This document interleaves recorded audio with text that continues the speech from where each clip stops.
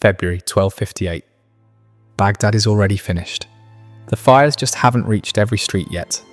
Inside the treasury, Caliph al-Mustasim is being marched past gold he never used. Gold stacked higher than the men who died defending walls he never reinforced. The guards beside him are not his. They watch his face, waiting for the moment he understands. This walk is not ceremonial, it is final. Outside, the city burns. Inside, the fountains are dry. In Baghdad, that only happens when power is already dead. Al-Mustasim is the successor of prophets, ruler of the richest city on earth, center of a civilization that believed itself permanent. Before the next call to prayer, his body will be gone. Not executed, not judged, not remembered as a man. What happens next, to him and to his family, is not for mercy, it is for witnesses, because the Mongols did not come to take Baghdad. They came to make sure no ruler ever forgets what happens when power mistakes gold for strength. And when the gates fall, the world will learn, too late, that nothing sacred survives force. For 5 centuries, Baghdad had been the axis of the world, not merely of an empire, but of thought itself. This was the city where Greek philosophy met Persian astronomy, where Indian mathematics fused with Islamic law, where knowledge accumulated into libraries, cataloguing everything from medicine to mechanics. The House of Wisdom alone held texts that would take 3 lifetimes to read. Al-Khwarizmi developed algebra here. Al-Razi composed medical works Europe would not translate for 400 years. Scholars crossed deserts from Spain to Samarkand just to study within Baghdad's walls. The city's population exceeded 1 million. Water flowed through underground canals engineered generations earlier. Markets traded goods from China to Cordoba. Hospitals treated patients, regardless of faith or wealth. This was not Rome in decline. This was a civilization functioning at full capacity, and ruling over it stood the Caliph. Not merely a king, not merely a political authority.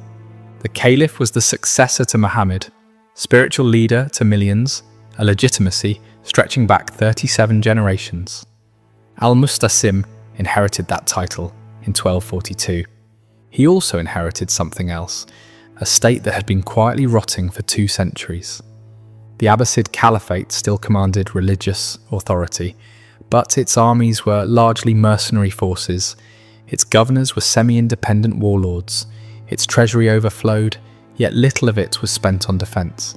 Because Baghdad had survived weakness before, it had endured civil wars, it had outlasted rival caliphs.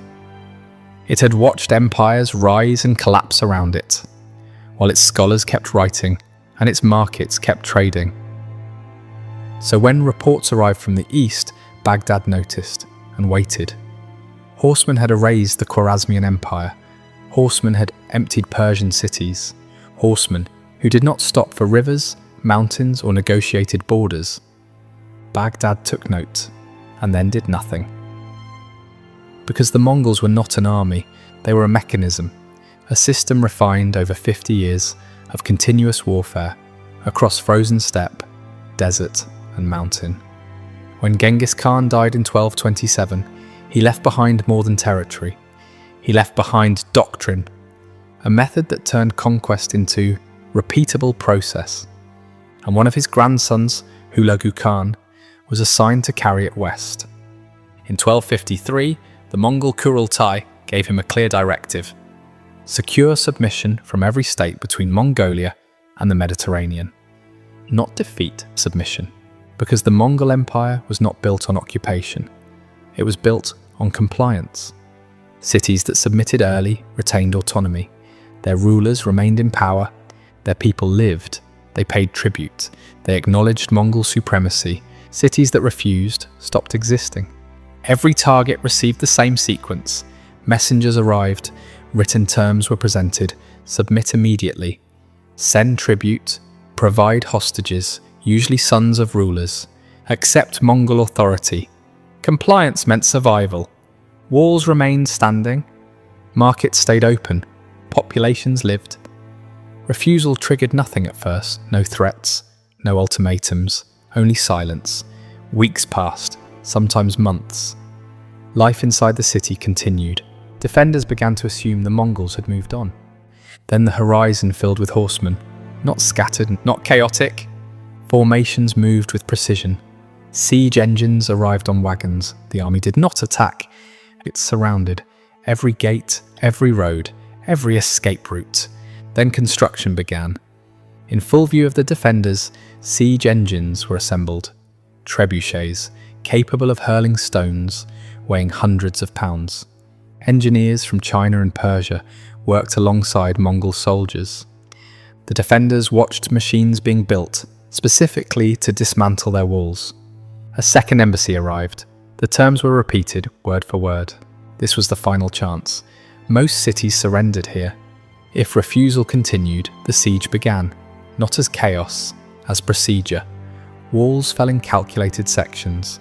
Infantry advanced in units. Cavalry secured routes. Once inside, populations were sorted, artisans identified and spared, scholars identified and spared, engineers identified and spared. Everyone else was gathered outside the city. What followed was recorded by multiple sources. It was not random violence, it was systematic elimination.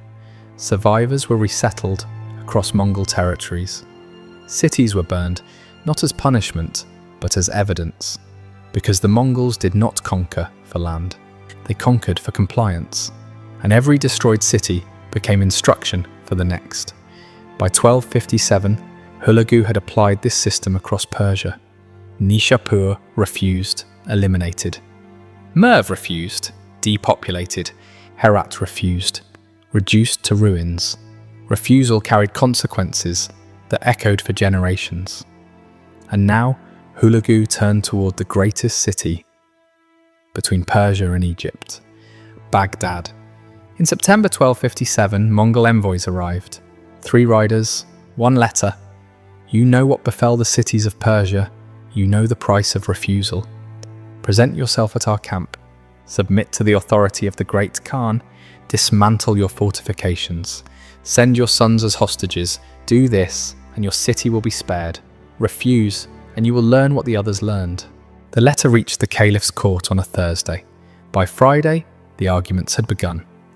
Caliph al-Mustasim summoned his advisors, and the room fractured almost immediately. His vizier, Ibn al-Alqami, spoke first. He urged immediate compliance. He did not appeal to fear, he appealed to evidence. The Khwarezmian Empire had fielded 400,000 soldiers. They had fortified cities. They had mountain strongholds. All of it was gone. Nishapur's walls had been 30 feet thick. Merv had been called the city the world depends on. Both are razed. These are not raiders, Ibn al-Alqami warned.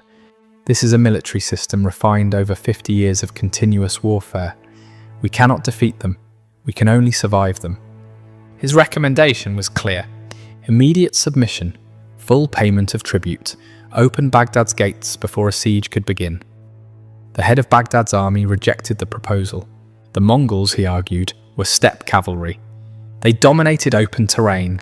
Baghdad's walls had never been breached. The Mongols had little experience besieging a fully prepared city, and they were far from their supply base. They cannot sustain a siege in hostile territory, he insisted. A third faction entered the debate, the theologians. Baghdad was the seat of the caliphate, the symbolic center of Islamic civilization. God would not permit pagans to destroy the lineage of the Prophet. They spoke with certainty. Al-Mustasim listened. He was 54 years old. He had ruled for 16 years. He had never faced a military crisis of this scale. Contemporary accounts describe him as fond of luxury, devoted to scholarship, uneasy with military affairs, a man who trusted the authority of his position. He studied Hulagu's letter. Then he looked at his advisors, and he decided, "We are the caliphate," he said. "We do not submit to threats from horsemen." The envoys were dismissed. No tribute would be sent. No preparations would be made. Ibn al-Alqami tried once more. "If we refuse," he said, "they will come." "Then let them come," al-Mustasim replied. The envoys departed Baghdad on September the 24th, 1257. They carried no response, only confirmation of refusal. What followed mattered more than the refusal itself. The Caliph did not mobilize the army. He did not reinforce the walls.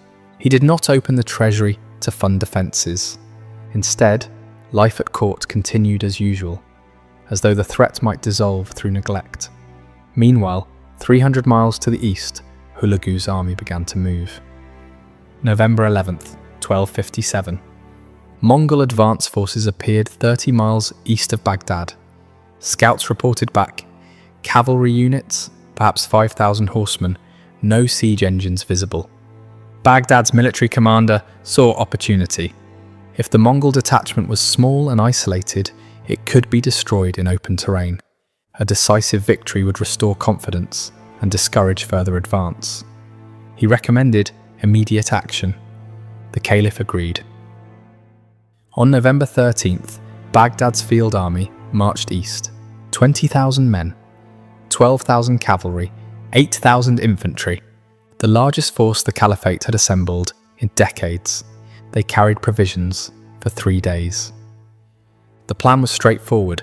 Intercept the Mongol advance force, engage in open battle, destroy it before reinforcements could arrive. Return to Baghdad victorious. November 15th, 1257, the armies met 25 miles northeast of the city. Baghdad's commander deployed his troops traditionally, cavalry on the wings, infantry at the centre. Across the field, the Mongol force appeared smaller than expected, perhaps 4,000 horsemen. Baghdad's cavalry charged. What happened next was recorded only by survivors. The Mongol line retreated, not in panic but in coordination. Units withdrew in order. Baghdad's cavalry pursued, 1 mile, then 2, still organised. Then the flanks emerged.